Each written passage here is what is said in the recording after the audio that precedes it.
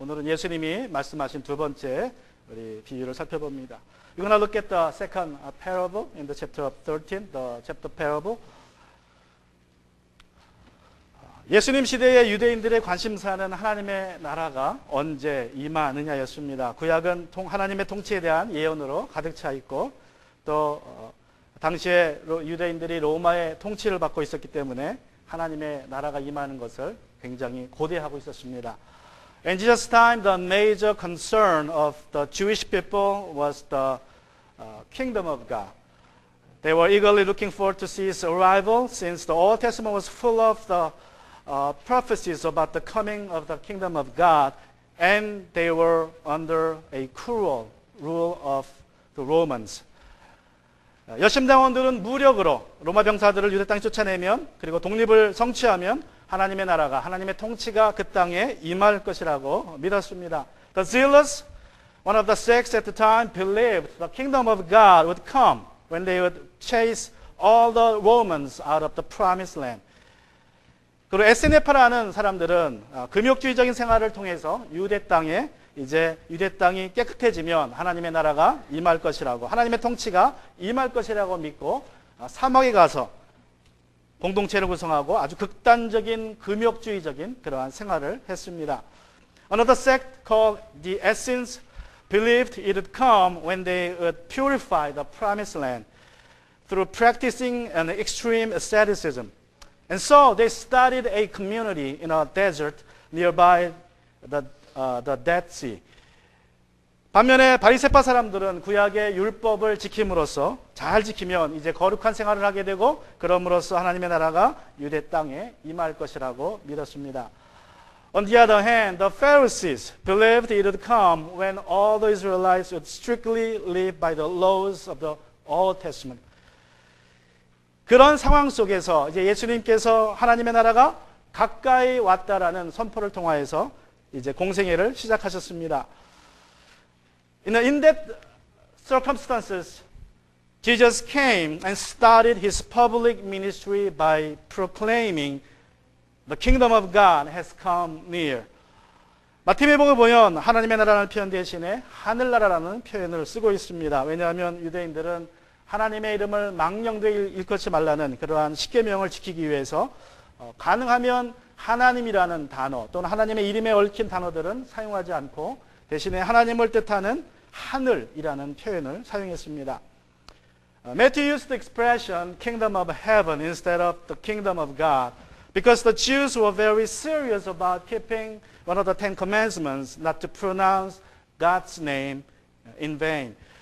So they used a circumlocution, heaven instead of God. 예수님께서는 가시는 곳마다 하늘나라가 임했다고 선포했습니다. 그때마다 제자들의 마음에는 궁금증이 더해갔습니다. 예수님께서 하나님의 나라가 임했다고 선포하시지만 하나님의 나라가 임했다는 것을 볼 수 없었고 확신할 수 없었기 때문입니다. Wherever he went, Jesus proclaimed the presence of the kingdom of heaven. And whenever his disciples heard about it, they got curious more and more. Jesus said the kingdom of God is here, but they weren't sure of it. His presence, his arrival. Now, they felt the arrival of it when Jesus healed the sick and did a lot of miracles. However, the Jews were still under the rule of the Romans. And evil things were happening everywhere, even though the kingdom of God was there. 예수님께서 병자를 고치시고 기적을 행하는 것을 보면 하나님의 나라가 임했다는 것을 어느 정도 느낄 수 있었습니다. 그러나 여전히 유대 백성들은 로마 통치에 있었고 그리고 여전히 악이 곳곳에서 횡행하고 있었습니다. 그것을 볼 때에 하나님의 나라가 임했다는 사실을 이 제자들은 느낄 수 없었습니다. They believed when kingdom of God comes, all evil has to be gone, removed on the surface of earth. Or even, simply in the land of the Lord, the promised land. However, it didn't look like that. The evils were everywhere, and the Romans were everywhere too. 제자들이 믿기에는 최소한 이 땅 전체가 아니더라도, 이 지구의 전체가 아니더라도, 유대 땅만이라도, 약속의 땅만이라도 악이 없어야 하고 로마 병사들이 사라져야 하지만 그렇지 않았습니다. 그래서 그들은 궁금했습니다. 하나님의 나라가 왔다고 하는데 과연 그럴까? And so they wondered. Jesus proclaimed the kingdom of God is here, but they couldn't see. They couldn't feel 100%. 아마도 우리는 예수님의 제자들이 가졌던 그러한 비슷한 궁금증을 가지고 있을 것이라고 생각합니다. 교회는 왜 이럴까? 믿는다고 하는 사람들이 왜 저럴까? 교회는 하나님을 믿는 사람들이 모인 것인데 왜 서로 다투고 질투하고, 그리고 모든 종류의 악이 교회 안에도 있고 세상과 별다르지 않을까? 내가 하나님 나라 안에 또 통치 아래에 있다면 내가 왜 악으로 인하여서 고통을 당하나? I believe, we have similar questions that the disciples of Jesus used to have. What's wrong with the church? What's wrong with those believers in the church? Why is church not that different from the world, from unbelievers? How come there are fights and conflicts and jealousies and all kinds of bad things happening in church? Why am I suffering even though I'm under the rule of God? I'm living in the area of the kingdom of God. Why am I suffering now?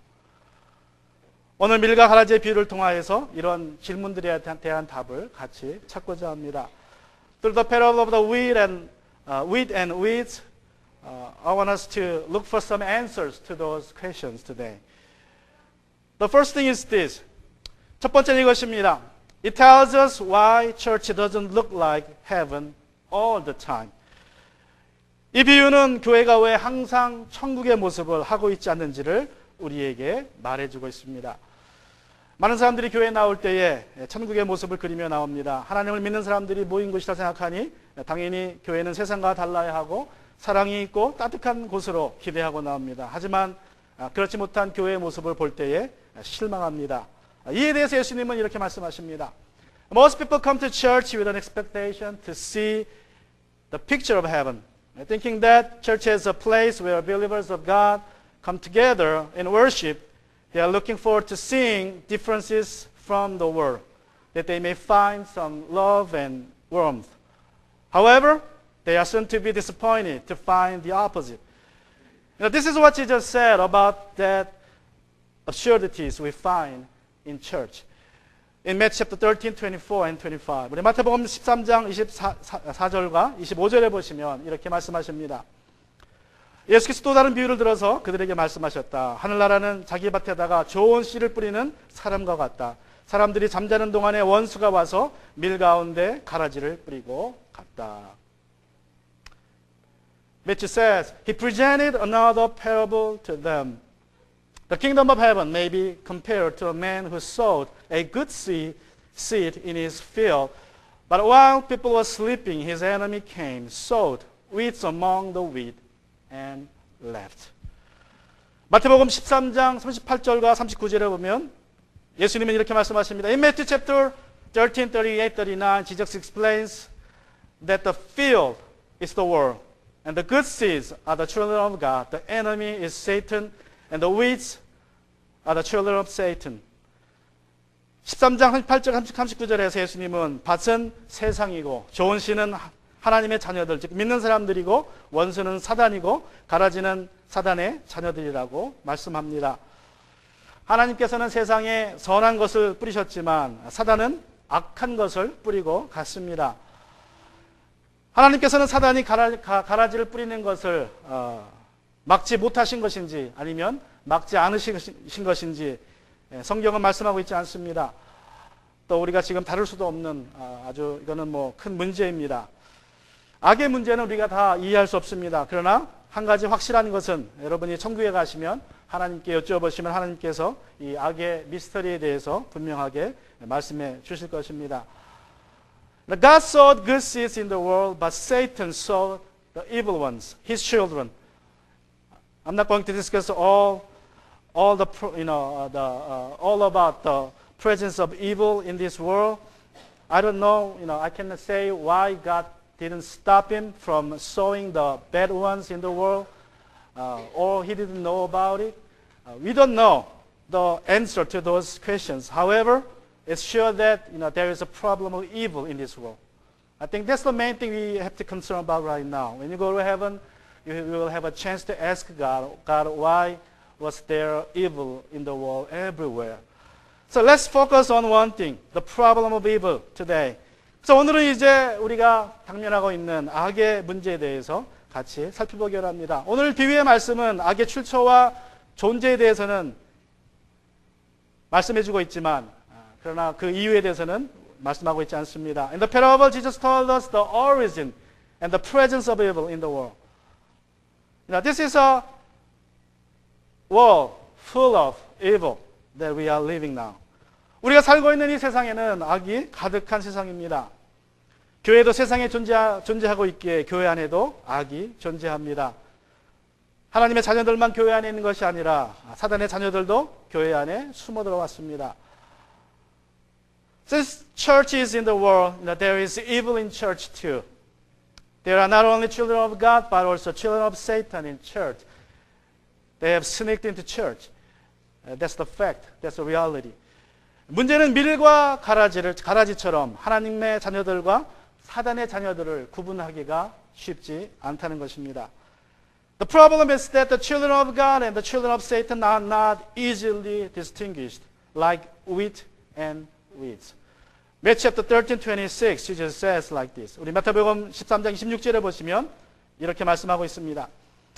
밀이 줄기가 나서 열매를 맺을 때에 가라지도 보였다. When the plants sprouted and produced grain, then the weeds also appeared. 그래서 가라지라는 것은 darnel이라는 가라지입니다. 팔레스틴 지역에 자라는 그러한 하나의 풀입니다. 한국말로는 호밀풀이라고도 하고 또 한국말로는 독보리라고도 합니다. 독보리. 이 이름처럼 보리같이 보이는데 이 독이 들어가 있는, 아주 심한 독은 아니지만 독이 들어가 있는 그러한 잡초입니다. 이 호밀풀은 처음에 자랄 때에 밀하고 거의 똑같다고 합니다. 그래서 구분이 안 간다 그래요. 언제 구분이 가느냐? 밀이 이제 알곡을 맺기 시작하면 그때부터 구분이 간다 그래요. 그러니까 그전에는 구분이 거의 안 됩니다. 이게 호밀풀인지 이게 밀인지 전혀 구분이 안 돼요. 오직 알곡이 자랄 때 돼서야 그때 구분하지만 어떻게 됩니까? 그때 되면 too late. 그죠? 너무 늦습니다. The wheat mentioned in this verse are darnels by name. They look very similar to wheat at the early stage of their growth. Only by the time when wheat bears grain, wheats and darnels are distinguished by their grains. And only that time you cannot tell what is what. But when you can tell at the time when they have grains, the wheat have grains, then it's too late because both of them are well grown. 우리가 교회 안에서 알곡과 가라지를 구분하는 것은 바로 열매를 통해서 구분할 수 있습니다. 입술의 고백으로는 구분할 수 없습니다. 누구든지 예수님을 주님이라고 고백할 수 있고 침례받을 수 있고 이 교회에 또 어느 교회든지 회원이 될 수 있습니다. 그러나 믿음의 고백의 질성을 증명하는 것은 여러분의 열매입니다. 하나님께서도 그 열매를 보고 판단하십니다. It's their fruits that distinguish wheat from weeds in church. It's almost impossible to tell one from the other by their confession of faith. Anybody can confess Jesus is Lord and be baptized and accepted as a member of the church. But only one's fruit will prove the truthfulness of one's confession. God will look for those fruits to decide what is what, wheat or weeds. 갈라디아서 5장 19절부터 23절의 말씀에 보면 사도 바울은 알곡과 가라지를 구분하게 하는 열매를 이렇게 설명하고 있습니다.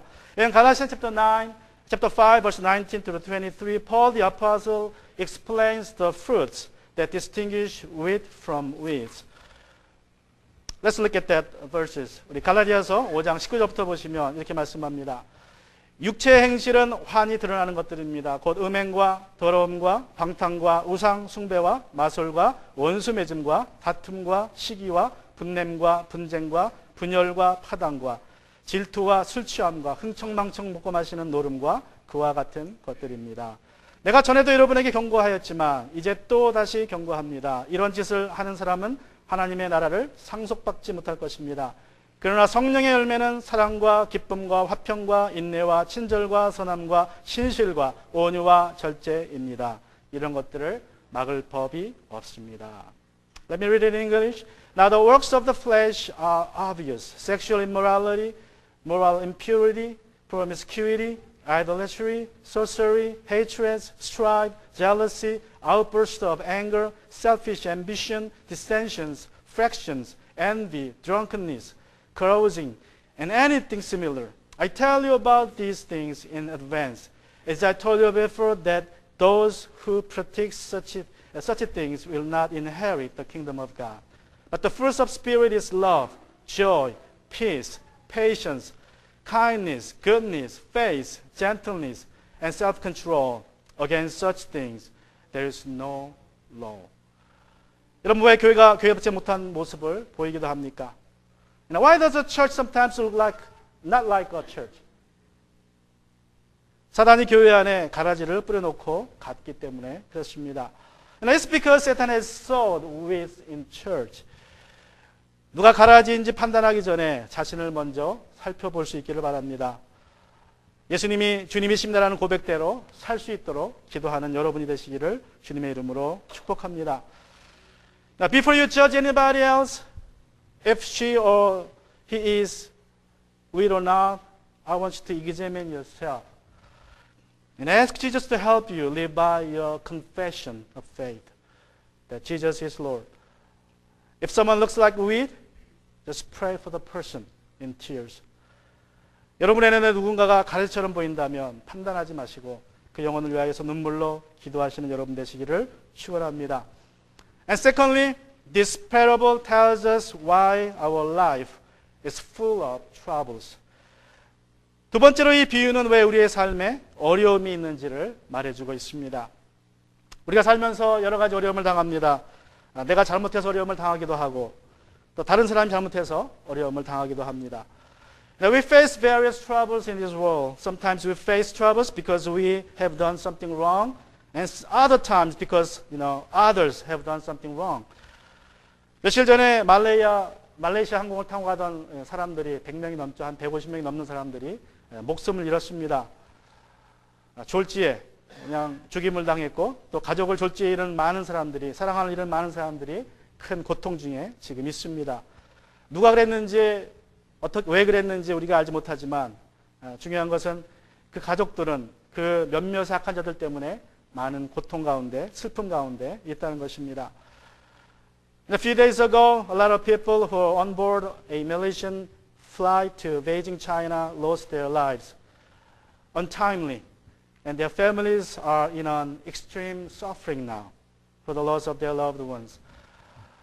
Whoever the culprits may be, the innocent passengers have lost their lives, precious lives, to the evil ones, and their families are grieving for the lost. 밀과 가라지의 비유는 우리가 선하게 살고 믿음으로 살려고 해도 어려움을 당하게 되는 이유를 한 가지 우리에게 말씀해 주고 있습니다. The parable of wheat and weeds tells us one reason, at least one reason, why we have troubles, though we try to live righteously in faith. Let's look at Matthew chapter 13, 27 to 28. 우리 마태복음 13장 27절과 28절에 보시면 이렇게 말씀합니다. 그래서 주인의 종들이 와서 그에게 말하였다. 주인 어른께서 밭에 좋은 씨를 뿌리지 않았습니까? 그런데 가라지가 어디서 생겼습니까? 주인이 종들에게 말하기를 원수가 그렇게 하였구나. 종들이 주인에게 말하기를 그러면 우리가 가서 그것들을 뽑아버릴까요? 하였다. Then the owner's slaves came to him and said, Master, didn't you sow good seed in your field? Then where did the weeds come from? And when we did this, he told them, So do you want us to go and gather them up? The slaves asked him. 자, 그러자 주인이 어떻게 대답합니까? 29절 30절입니다. What is the answer from the landlord? Look at the next verse, 29 and 30. 그러나 주인이 이렇게 대답하였다. 아니다. 가라지를 뽑다가 가라지와 함께 밀까지 뽑으면 어떻게 하겠느냐. 주실 때까지 둘 다 함께 자라도록 내버려 두어라. No, he said, when you gather up the weeds, you might also uproot the weed with them. Let both grow together until the harvest. 가라지를 뽑지 말라고 예수님 말씀하십니다. 가라지를 뽑다가 어떻게 되기 때문에? 밀도 함께 뽑히기 때문에. Jesus said, the master said not to uproot the weeds because wheat could be uprooted too with them. 앞에서 말씀드린 대로 밀과 호밀은 초기 때는 구분이 안 됩니다. 그러다가 자라다가 거의 다 자라서 이제 알곡이 맺혀지기 시작하면 그때 구분이 돼요. 그러나 그때 호밀을 뽑으려고 하면 어떻게 됩니까? 이미 다 자라서 이 뿌리들이 엉켜 있습니다. 그래서 이 호밀풀을 뽑으려고 하면 호밀풀만 나오는 게 아니라 밀까지 같이 딸려 나옵니다. 그러니까 다 망치는 거예요. As I told you moments previously, wheat and darnel wheat are not easily distinguished at the early stage of their growth. By that time, you can tell what is what. You cannot pull out darnels without pulling out wheats together, because they have grown intermingled. Their roots, came together. 우리가 믿음으로 살려고 애를 써도 어려움을 당하는 이유 중에 하나는 우리가 엮여 있는 가라지 때문입니다. Now, one of the reasons why we face troubles as we strive to live our faith is because we are intermingled with weeds, children of Satan. 그렇다고 가라지를 당장 뽑아버릴 수도 없습니다. 왜 그렇습니까? 가라지와 엮여 있기 때문에 그래요. But you cannot get rid of those weeds because, we are intermingled with them. 그 가라지가 아내일 수도 있고, 남편일 수도 있고, 자식일 수도 있고, 부모일 수도 있고, 친척일 수도 있고, 친구일 수도 있고, 같은 교회 다니는 사람일 수도 있고, 직장 동료일 수도 있기 때문에 그렇습니다. 우리는 관계 속에 서로 엉켜져 있습니다. You can get rid of those weeds because they could be your wife, your husband, your children, your parents, your relatives, your friends, your friend in church, or your co-workers at work. So we are intermixed each other in relationships. 그래서 우리가 어쩔 수 없이 가라지와 함께 자라야 한다면, 그래서 고통을 받아야 한다면 어떻게 해야 됩니까? Then what should we do if we have to grow together with weeds? What should we do? 우리는 가라지가 주는 고통을, 고난을 최대한도로 이용하면서 같이 살아야 합니다. We must try our best to make good use of troubles caused by weeds. 시편 기자는 고난 속에서 하나님의 말씀을 깊이 묵상하는 기회로 삼았다고 말씀합니다. The psalmist meditates the word of God in times of sufferings and troubles. That's what he did. Psalm chapter 119, verse 71. 우리 시편 119편 71절에 보시면 우리 시편 기자가 이렇게 했다고 말씀합니다. 우리 같이 읽습니다. Psalm 119, 71. 같이 읽습니다. 고난을 당한 것이 내게 오히려 유익이 되었습니다. 그 고난 때문에 나는 주님의 율례를 배웠습니다. Let's read it all together in English. It was good for me to be afflicted so that I could learn your statutes. Statute means the word of God. 야고보 사도는 고난 받을 때에 우리에게 기도하라고 충고합니다. And James the apostle advised us to pray more in the middle of sufferings. James chapter 5:13. 우리 야고보서 5장 13절 같이 읽습니다. 여러분 가운데 고난을 받는 사람이 있습니까? 그런 사람은 기도하십시오. Let's read all together in English. Is anyone among you suffering? He should pray. How about the advice from the Peter, the apostle? 베드로 사도는 어떻게 충고합니까? Let's look at the 1 Peter 2:19. 우리 베드로전서 2장 19절을 보시면 이렇게 말씀합니다. 우리 같이 읽습니다. 억울하게 고난을 당하더라도 하나님을 생각하면서 괴로움을 참으면 그것은 아름다운 일입니다. Let's read it all together in English. For it brings favor if mindful of God's will. Someone endures grief from suffering unjustly. 여러분 베드로 전서 2장 18절에 보시면 그 억울한 고난이 무엇인지 잘 말해주고 있습니다. If you have a Bible, I want you to open the 1 Peter 2:18 because it tells us what's the meaning of suffering unjustly. 여러분 베드로전서 2장 18절에 보면 억울하게 당하는 고난이라는 것은 믿는 종이 주인을 만났는데 그 주인이 안 믿는 사람입니다. 그래서 그 주인이 그 종을 아주 그냥 힘들게 하는 거예요. 까닭 없이 자기가 주인이라고. 그때의 19절에서 이제 베드로 사도가 말하기를 그렇게 애매하게 억울하게 고난을 당하더라도 참으면 아름답다. 그것은 하나님께 은혜가 된다는 말입니다. In verse 18, the circumstance of the verse 19 is this. A slave, a believing slave, had a master who was not a Christian believer, who treated him very cruelly. And so, in verse 19, Peter said, if you are treated unjustly, if you're suffering unjustly, then still endure the suffering. Because it brings favor of God.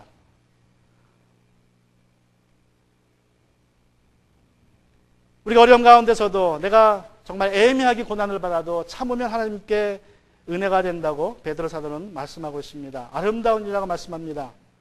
혹시 남편을 잘못 만났다고, 아내를 잘못 만났다고, 부모를 잘못 만났다고, 또 사장을 잘못 만났다고 고생하시더라도 믿음으로 참고 견디는 것이 주님의 뜻입니다.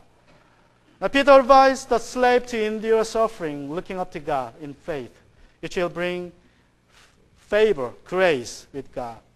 Though you meet a wrong spouse, husband or wrong wife, wrong parents, wrong boss, God wants you to endure. 가라주니에서 많은 고난을 겪고 있지만 잘 견디면 어떤 일이 벌어집니까?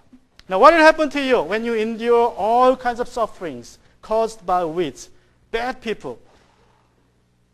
여러분은 아마도 욥이 고백한 고백을 하게 될 것이라고 저는 믿습니다. I believe you will confess the same confession that Job did.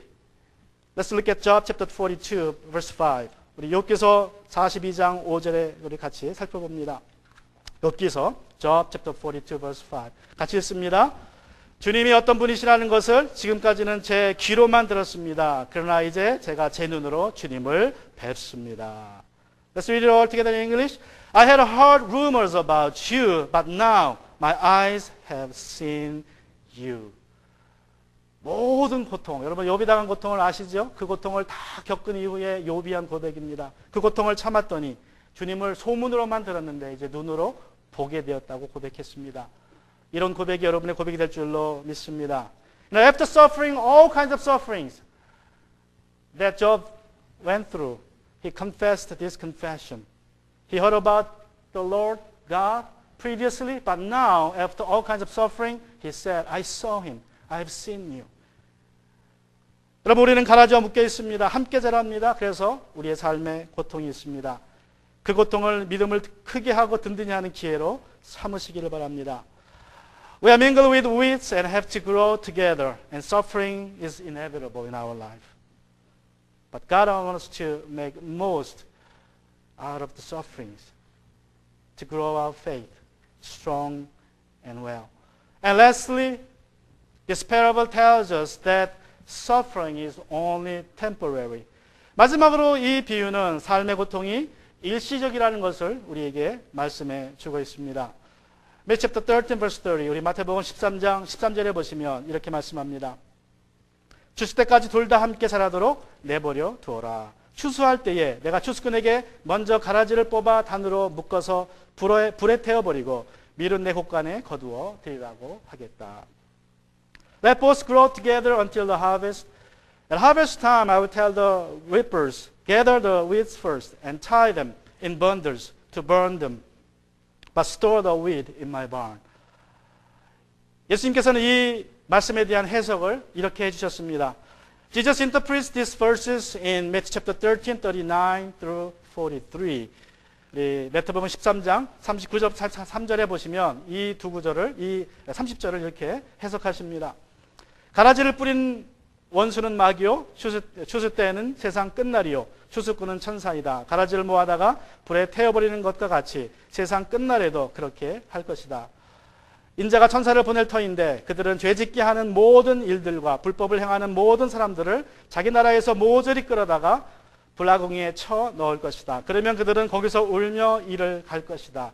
그때의 의인들은 그들의 아버지인 나라에서 해와 같이 빛날 것이다. 귀 있는 사람은 들어라. And the enemy who sowed them is the devil. The harvest is the end of the age. and the harvesters are angels. Therefore, just as the weeds are gathered and burned in the fire, so it'll be at the end of the age. The Son of Man will send out his angels, and they will gather from his kingdom everything that causes sin and those guilty of lawlessness. They will throw them into the blazing furnace, where there will be weeping and gnashing of teeth. Then the righteous will shine like the sun in their Father's kingdom. Anyone who has ears should listen. 예수님께서는 추수의 때를 말씀하고 계십니다. 여러분, 추수의 때는 세상의 끝날입니다. 심판날입니다. 그때 천사들이 와서 가라지를 끌어다가 모아 불화궁에 쳐 넣을 것이라고 말씀하십니다. Jesus talks about the time of harvest. The harvest means the end of the days, end of the age, the judgment day. Then angels will come, bind, bundle, and burn all those weeds.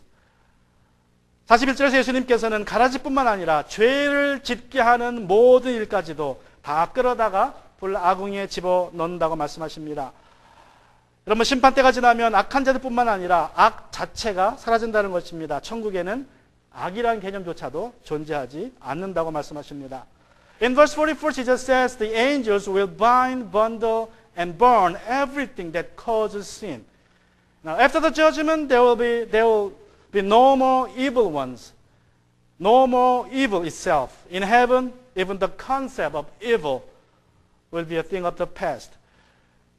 우리가 지금은 가라질로 인해서 애매하게 고난을 받고 삽니다. 그러나 감사한 것은 그 고난의 끝이 있다는 것입니다. 고난은 일시적이라는 것입니다. Now we are suffering unjustly because of wheat. But thankfully, there is an end to our sufferings. And it's temporary. All kinds of sufferings we suffer is temporary. There is a harvest time, judgment time. 2 Corinthians chapter 4, verse 14, Paul says, 우리 고린도후서 4장 17절에서 사도 바울이 우리에게 이렇게 의뢰의 말씀을 주고 있습니다. 같이 읽습니다. 지금 우리가 겪는 일시적인 가벼운 고난은 비교할 수 없을 정도로 영원하고 크나큰 영광을 우리에게 이루어 줍니다. These are the comforting words for us from Paul the Apostle. Let's read it all together. Verse 17. For our momentary light affliction is producing for us an absolutely incomparable eternal weight of glory. 이야기 하나로 설교를 마치고자 합니다. I want to close my sermon with a story from history. 17세기 말엽에 프랑스 남부에 메리 듀란트라는 소녀가 살고 있었습니다. 15살 되던 해에 이 소녀는 위그노였어요. 위그노라는 것은 프랑스에서 개신교를 믿는 사람들을 말합니다. 장로교 교인들을 위그노라 그랬습니다. At the end of 17th centuries, there was a lady called Mary Durand in France. She was Huguenot. Huguenot means a Protestant believer in France, under the influence of Calvin. At the time, France was a Catholic nation, so any other religions were not allowed to believe, practice. 그 당시에 프랑스는 이제 카톨릭 국가였고 개신교나 다른 어떤 종교를 믿는 것은 허용되지 않았습니다. 근데 이 메리라는 이 여자가 이제 위구노, 이 개신교인으로서 믿음 생활하다가 잡혀가게 됩니다. And Mary Durand was arrested because of her faith as a Protestant believer.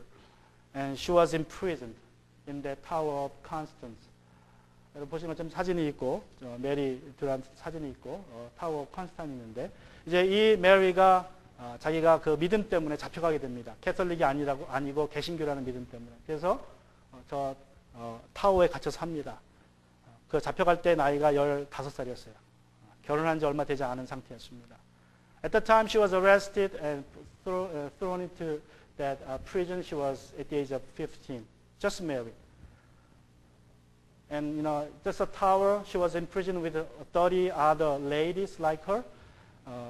이 메리는 자신과 같은 30명의 다른 여자들하고 저 감옥에 갇혔는데 저 감옥은 지금은 보이지 않지만 그 감옥 천정에 구멍이 뚫려 있습니다. 그러니까 감옥이라고 그러지만 저게 사실은 굴뚝 같은 거예요. 밑에서는 이제 재가 올라오고 그 위에 구멍이 있어서 재가 글로 나가는데 그 공간을 감옥으로 쓴 겁니다. 걷다가 30명을 집어넣고 이제 감옥 생활을 하게 한 것입니다.